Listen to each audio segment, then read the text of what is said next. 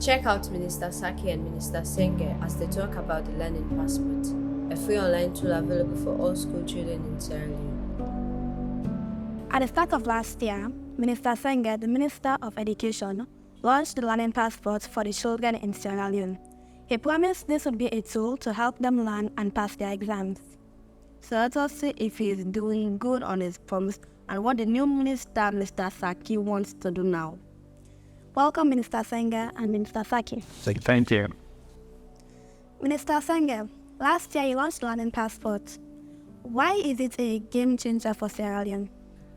Thank you. I think Learning Passport is a digital platform that brings together the curriculum, past exams, and several contents for students and pupils and parents. And this is a collaboration between Generation Unlimited, UNICEF, and Microsoft and the government of Sierra Leone to ensure that every learner can have access to digital content. And it really is a manifestation of the President's agenda. Interesting. Thank you, Minister Senge. You are the only minister who has dreadlocks. Do you think that makes you look cool? What do you think? It's just what it is. Minister Saki, as the new Minister of Education, what are your plans for the Learning Passport? Well, the plans for Learning Passport is to ensure that we reach out to all learners, irrespective of where they live. And so we'll be working with the new Minister of Communication, Innovation and Technology to ensure that we use projects such as Project Giga, which connects schools across the country to make sure that we give access to all learners wherever they live. Minister Saki, that's fascinating. And now you are the new Minister of Education. Will you be growing dreadlocks as well? As you can see, I'm completely bald. We'll have to have technology to see what we can do. Minister Senge, if you launched Learning Passport in February last year and you have only just finished uploading the content, why did it take you so long? Well, it takes time to get content, to digitize those contents and to put them online. And I think we've been able to do that now. And our hope is that we'll continue with the new minister, even without dreadlocks. I think he's committed to ensuring that we can complete the upload of the content and making it available to students and learners. Mr. Senge, what is gamification? I think part of the challenge that we have is how you make those contents be accessible and used by students. And we're hoping that there'll be new ways of engagement with students such that they're able to not just learn, but enjoy and have fun in experiencing the digital contents that we provide. But gamification is a technique used by researchers and scientists to keep people engaged with learning materials. Okay, Mr. Saki, is the Learning Passport only to be used by students? There are two parts to the Learning Passport. The first part deals with the academic part of it, which deals with the human capital development. The second part will be used by other ministries to enable young people to learn new skills, which will then lead to better employment. It will also be used by other organizations to actually provide continuous professional development for their workers. Mr. Senge, Mr. Salima Mba has been appointed and she is only 32 years old. Do you feel old? I feel great.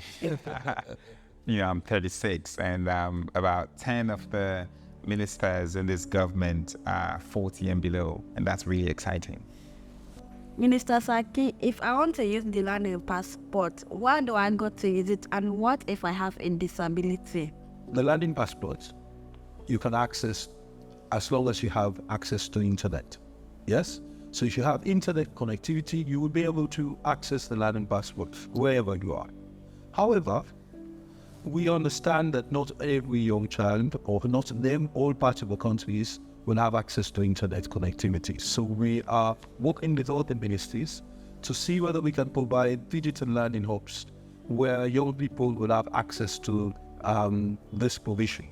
Now, if you do have disabilities, we're aware that that is a challenge. And so what we are now trying to do with Lean courses, we are building visual and audio content, which young people with disabilities would be able to access. Thank you. Mr. Senga, have you identified 5 big game changers to accelerate economic growth in Sierra Leone? And how does the Learning Passports fit with them? Well, I haven't identified those game changers the presidency has. The president did. And the 5 big game changers are really to ensure that by 2035, we become a middle income country. The first priority is feeding Sierra Leone. That means food self-sufficiency for our country. Related to that is human capital development and skills development, learning, education, and really this is where the learning passport comes in. The third component is youth employment scheme. When people learn, they have to be able to get jobs. We want to create jobs for 500,000 people. This is also an element where people can come to learn the appropriate skills to get employment. Public sector and public service reform, how we make these digital services available for everybody. And finally, we want to ensure that technology and infrastructure development is called, and learning passports at the heart of that is technology and infrastructure. So it really ties in several of these big 5 game changers, and that's why we're excited about it. Mr. Senga and Mr. Saki, thank you for your time. As the sun sets on this inspiring conversation, we can't help but feel a sense of hope and determination.